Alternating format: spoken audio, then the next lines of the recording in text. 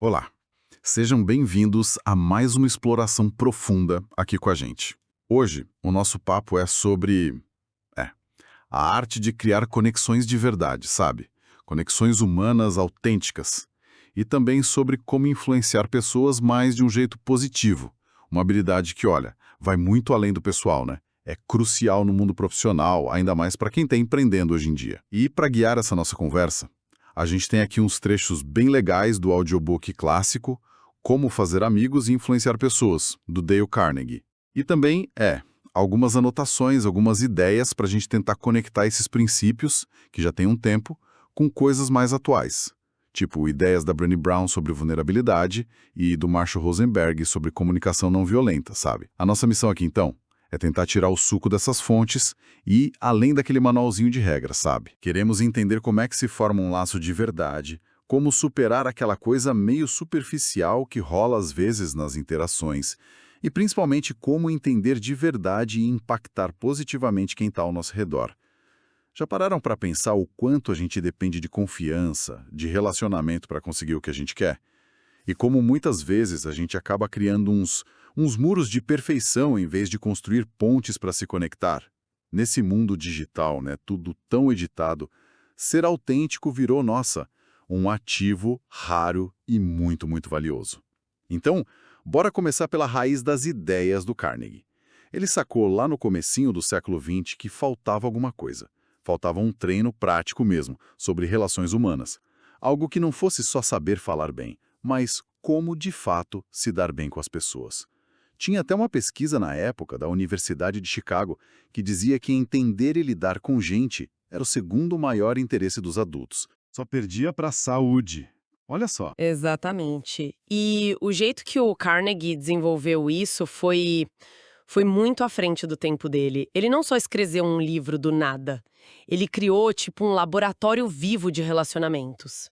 Mergulhou fundo em biografias, sabe, de César a Edison, mais de 100 só do Theodore Roosevelt.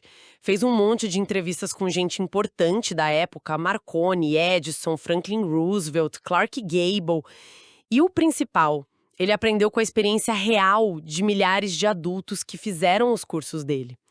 O livro, na verdade, ele meio que evoluiu disso tudo, dessa experiência prática sobre o que realmente funciona, né? Um laboratório de relacionamentos. Que ideia sensacional. E isso já leva a gente para o primeiro pilar que salta aos olhos nessas fontes.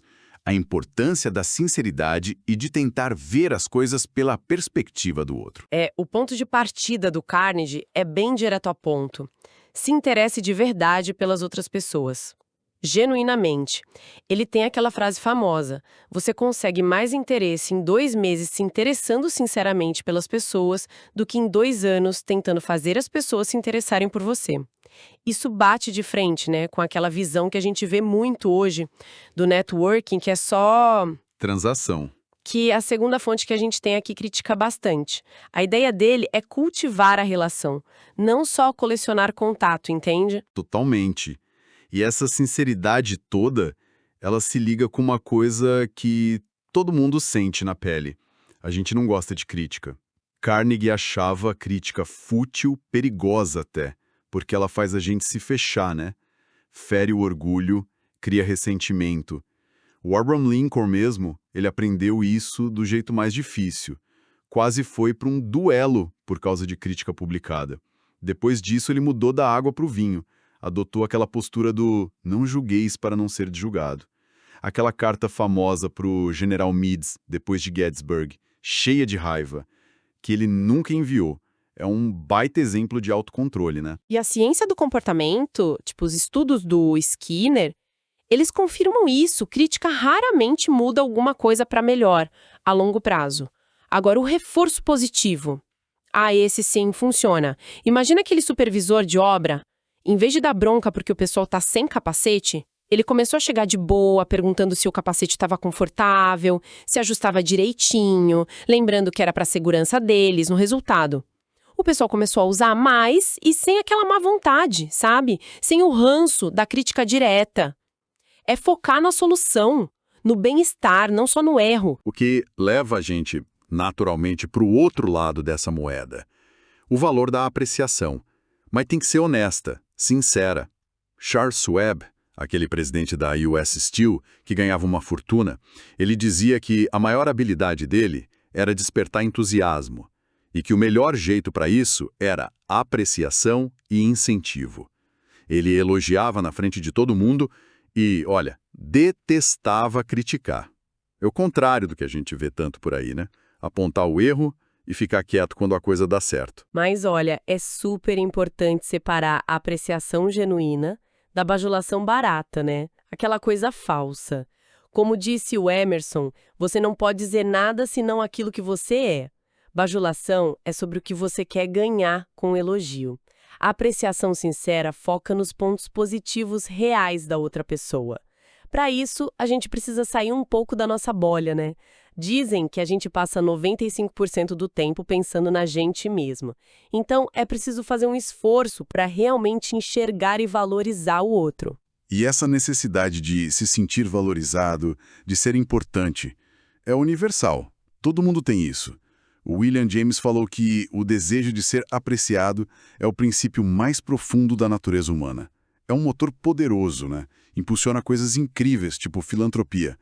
Mas, infelizmente, quando não é atendido de um jeito saudável, pode levar a pessoa a buscar reconhecimento de jeitos bem ruins, desesperados até. E para conectar tudo isso, vem aquela habilidade que é chave. Tentar de verdade, honestamente, ver as coisas pelo ponto de vista do outro. Tem uma citação ótima do Harry Overstreet. Primeiro, desperte na outra pessoa o desejo de querer. Antes de chegar com a sua ideia, seu pedido, tenta entender o que a outra pessoa quer, o que move ela. O próprio Carnegie fez isso quando foi negociar o aluguel lá do salão de baile. Em vez de reclamar do aumento, que era o problema dele, ele focou nos benefícios que as palestras dele traziam para o hotel. Conseguiu reverter o aumento. E o Henry Ford resumiu bem: o segredo do sucesso é conseguir entender o ponto de vista do outro. Isso tem tudo a ver com as ideias do Rosenberg de identificar as necessidades por trás do que as pessoas dizem, né? Excelente ponto. Isso já abre a porta para o nosso segundo bloco de ideias: a abordagem amigável e a escuta ativa. A forma como a gente começa a conversa muda tudo, certo? Com certeza. Aquela frase do Lincoln, um pingo de mel pega mais moscas do que um galão de fel, é perfeita para isso. Se você já chega na defensiva ou meio hostil, já fechou a porta ali mesmo. Olha o exemplo do Rockefeller. Ele foi falar com mineiros em greve, furiosos, armados. E como ele começou o discurso? De forma amigável, falando que estava orgulhoso de estar ali, no meio deles, chamando de amigos. Essa atitude inicial ajudou a quebrar a hostilidade, sabe? Abriu um espaço para o diálogo que talvez não existisse. E um detalhe tão simples, mas tão poderoso nessa abordagem amigável é o sorriso. Aquele provérbio chinês é genial. Um homem sem um rosto sorridente não deve abrir uma loja. Faz todo sentido. O sorriso desarma, cria uma conexão quase instantânea. Aquele corretor, William Steinhardt, contou como ele fez um esforço consciente para sorrir. E isso mudou não só os negócios dele, mas até o casamento. É algo que a gente percebe até na voz quando fala no telefone, né? Outro ponto que muita gente esquece, lembrar e usar o nome das pessoas. O Carnegie dizia que o nome de alguém é, para essa pessoa, o som mais doce e importante que existe. É música para os ouvidos dela. Chamar pelo nome mostra que você reconhece aquela pessoa como indivíduo, que você prestou atenção. Pensa na vantagem que aquele vendedor, o Sid Live, teve quando conseguiu pronunciar e usar o nome completo e diferente do cliente, Nicodemos Papadoulos. Mostrou respeito, mostrou esforço, criou uma conexão ali na hora que os outros vendedores não conseguiram. E se falar o nome importante, te ouvir, ouvir talvez seja ainda mais crucial. Ser um bom ouvinte é uma arte, de verdade. O ex-presidente de Harvard, Charles Eliot, ele achava que dar atenção exclusiva à pessoa que está falando era fundamental. O Isaac Markelson também notou que muita gente não causa uma boa impressão porque simplesmente não ouve com atenção. Às vezes a necessidade mais profunda da pessoa é só ser ouvida. Desabafar, sentir que a opinião dela importa, como naquele caso do cliente da companhia telefônica que só queria reclamar e se sentir importante. Aquela descrição da escuta do Freud com atenção concentrada e apreciação, nossa, descreve perfeitamente essa qualidade de ouvir de verdade. E ser um bom ouvinte também envolve encorajar o outro a falar de si mesmo. Tem uma frase ótima do La Rochefoucauld. Se você quiser inimigos, supere seus amigos. Mas se você quiser amigos, deixe seus amigos superarem você. Quando você deixa o outro brilhar, falar das conquistas, dos interesses dele, você está alimentando aquele sentimento de importância, sabe? Isso fortalece a relação. É sobre dar espaço. E claro, na nossa vez de falar, é muito mais jogo falar sobre o que interessa para outra pessoa. O Theodore Roosevelt era mestre nisso. Ele estudava os assuntos preferidos dos visitantes na noite anterior só para poder conversar sobre o que realmente importava para eles. Descobrir a paixão do outro, seja barco antigo, seja cheque cancelado, como naquele caso do Edward Shalif buscando apoio para os escoteiros, conectar com isso cria uma ponte muito mais forte do que só empurrar a nossa agenda, né? Agora, a gente entra num terreno mais delicado. Como é que a gente lida com discordâncias e erros? E aqui, aquela conexão com a ideia de vulnerabilidade, que a Brené Brown fala tanto e que a nossa outra fonte também menciona, fica super clara. A primeira regra do Carnegie sobre discussão é radical. O único jeito de ganhar é evitando. Discutir para tentar convencer raramente funciona. Na maioria das vezes, só faz cada um se agarrar mais ainda à sua própria opinião. Aquele vendedor, o Patrick El-Rey, aprendeu isso na marra. Ele parou de ficar rebatendo as críticas do cliente sobre os caminhões dele. Em vez disso, ele começou a concordar com os pontos fortes dos concorrentes. Aí sim, depois disso, ele conseguiu espaço para mostrar os diferenciais do produto dele, de um jeito muito mais eficaz. Evitar a briga direta não é ser fraco, é pura estratégia. Totalmente ligado a isso. Respeitar a opinião do outro. E o mais difícil, talvez, nunca dizer na lata, você está errado. Nossa, isso é como dar um soco no ego da pessoa. O Benjamin Franklin, na autobiografia dele, conta como ele percebeu que o jeito mandão dele de debater só afastava as pessoas. Aí ele começou a usar umas frases mais suaves, tipo, olha, pode ser que eu esteja enganado, ou do jeito que eu vejo. Isso deixou as conversas dele muito mais produtivas, ele conseguia persuadir muito mais. É abrir a porta para o diálogo, não batê-la na cara com uma acusação. E é aqui que a vulnerabilidade entra com tudo.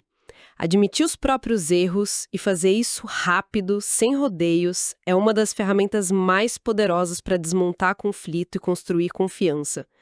Pega o exemplo do dono do cachorro que encontrou o policial. Ele não ficou de enrolação, admitiu na hora a culpa pelo cachorro estar sem coleira. A reação do policial mudou completamente. Isso não tem nada a ver com fraqueza, pelo contrário. É ter a força de ser honesto, responsável, como Robert E. Lee assumindo a culpa pela derrota em Gettysburg. Se conectar com a nossa própria falha, como a Brownie defende, nos torna mais humanos, mais próximos. O Carnegie também dá umas dicas mais sutis, né? Para chamar a atenção para os erros, mas sem confronto direto. Indiretamente. O Charles Schwab, quando viu os funcionários fumando embaixo da placa de proibido fumar, o que ele fez? Não deu bronca. Chegou lá, ofereceu um charuto para cada um e pediu com educação para eles fumarem lá fora. A mensagem passou, mas sem humilhar ninguém, preservando a dignidade deles. Isso é muito importante. E outra tática genial, super alinhada com essa ideia de vulnerabilidade, é falar dos seus erros antes de apontar o erro do outro. Quando o Carnegie precisou dar um toque na sobrinha dele, ele começou falando das próprias dificuldades que ele teve no passado naquela mesma área. Isso cria um clima de igual para igual, sabe? Faz o feedback ser muito mais fácil de engolir. Mostra humildade e empatia. Faz todo sentido mesmo. Vamos então para o nosso último bloco. Como pegar tudo isso e aplicar para influenciar a ação e para a liderança, pensando no nosso contexto atual, no empreendedorismo. Olha, uma técnica clássica e que funciona muito bem em equipe é fazer a outra pessoa sentir que a ideia foi dela. Aquele Adolf Seltz, quando precisou levantar a moral da equipe de vendas que estava lá embaixo, ele não chegou impondo a solução. Ele pediu sugestões para eles. Foi guiando a conversa, claro, mas fez parecer que a ideia brilhante tinha partido da própria equipe. Quando as pessoas sentem que ajudaram a criar algo, o comprometimento é outro. Total. Isso é ouro em ambientes colaborativos, como startups. Outra abordagem interessante é apelar para os motivos mais nobres. As pessoas gostam de pensar que agem por razões elevadas, né? Justiça, honestidade, ajuda aos outros. Aquele James L. Thomas, para cobrar os clientes que estavam devendo. Ele não foi agressivo. Ele apelou para o senso de justiça deles. Pediu para eles mesmos revisarem as contas e ajustarem o valor. Funcionou muito melhor do que cobrança na marra, porque conectou com um valor importante para o cliente. E hoje em dia, com tanta informação disputando nossa atenção, dramatizar as ideias é fundamental para se destacar. Aquele vendedor da INCR que jogou as moedas no chão para mostrar o dinheiro que a empresa perdia com sistemas velhos, aquilo criou uma imagem forte. Apresentar dados de mercado em potes de creme, como fez o James Boynton, é muito mais fácil de lembrar do que uma planilha chata. Para quem está empreendendo, saber vender a ideia de um jeito visual, emocional, nossa, é essencial. E não dá para esquecer o poder de lançar um desafio, aquele desejo de superar, de competir de um jeito saudável, claro, de se provar. É um motor humano muito forte. O Charles Schwab fez a produção na fundição dele bombar, simplesmente marcando com giz o resultado de cada turno. Criou uma competição amigável ali. Às vezes, apelar para esse desejo de realização, de ir além, motiva muito mais do que só o dinheiro no fim do mês, como dizia o Harvey Firestone. E para quem lidera, talvez a chave final seja essa: fazer a outra pessoa ficar feliz ao fazer o que você sugere. Isso não é manipular de jeito nenhum, é alinhar a tarefa com o que a pessoa precisa, com o que ela deseja. O Gunter Schmidt, quando pediu para o John arrumar o estoque, ele não falou só da necessidade da empresa, ele focou nos benefícios para o John. Olha, mais responsabilidade para você, uma chance de mostrar serviço. Quando a pessoa enxerga o que eu ganho com isso, seja desenvolvimento, reconhecimento, o que for, a cooperação flui muito mais fácil, né? E um ponto crítico na liderança com empatia é sempre deixar a outra pessoa salvar a aparência, sabe? Preservar a dignidade dela, mesmo quando precisa corrigir um erro. O Antoine de Saint-Exupéry disse algo muito profundo. Não tem o direito de dizer ou fazer qualquer coisa que diminua um homem perante si mesmo.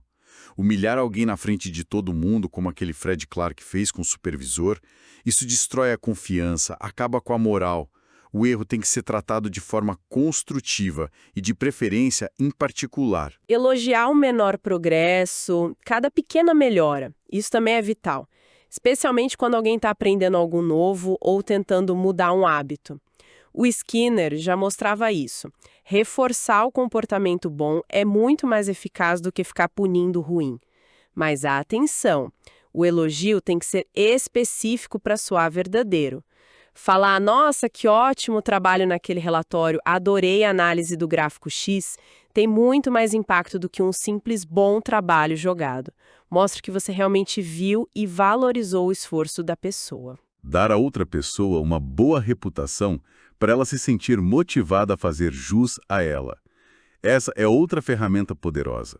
Aquele mecânico, o Bill, melhorou o trabalho dele na hora quando o chefe lembrou da antiga reputação dele de ser excelente.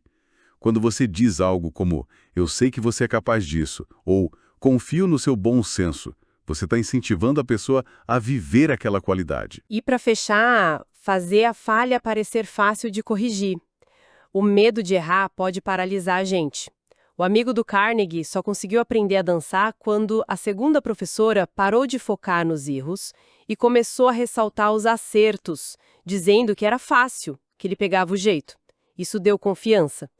No ambiente de trabalho, ainda mais em projetos que envolvem inovação, criar uma cultura onde errar faz parte do aprendizado e onde as dificuldades são vistas como superáveis, isso é fundamental para encorajar o pessoal a tentar, a ser resiliente. Uau, que mergulho nessas ideias, hein?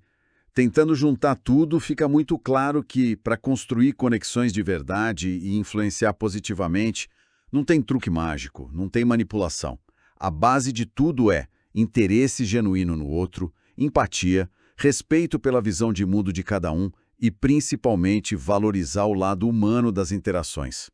A gente viu como os princípios do Carnegie, mesmo sendo antigos, conversam super bem com essas visões mais modernas sobre vulnerabilidade e comunicação empática. Exatamente. No fim das contas, liderar bem, vender bem, colaborar de forma produtiva, tudo isso se resume à mesma arte. Saber lidar com o que tem de mais humano nas pessoas. As necessidades, os desejos, os medos e especialmente aquela vontade imensa de se sentir importante, compreendida. E nesse cenário todo, a tal da vulnerabilidade e autenticidade, olha, elas não são fraquezas de jeito nenhum. São, na verdade, a base da confiança e da conexão verdadeira. Fica então para a gente pensar um pouco depois dessa conversa. Pega uma interação importante, talvez um milho difícil que aconteceu aí recentemente. Como será que o resultado teria sido diferente se o primeiro impulso, antes de qualquer coisa, tivesse sido buscar entender de verdade o lado da outra pessoa, os desejos dela, os receios, a necessidade que ela tinha de se sentir vista, ouvida, antes mesmo de você colocar a sua perspectiva, a sua solução na mesa? Fica aí a reflexão. Olha, muito obrigado pela companhia de vocês nessa nossa análise. A gente espera que essas ideias do Carnegie e também as reflexões mais atuais da Brown e do Rosenberg sirvam de inspiração para todo mundo melhorar as relações no dia a dia. Valeu, pessoal, e até a próxima!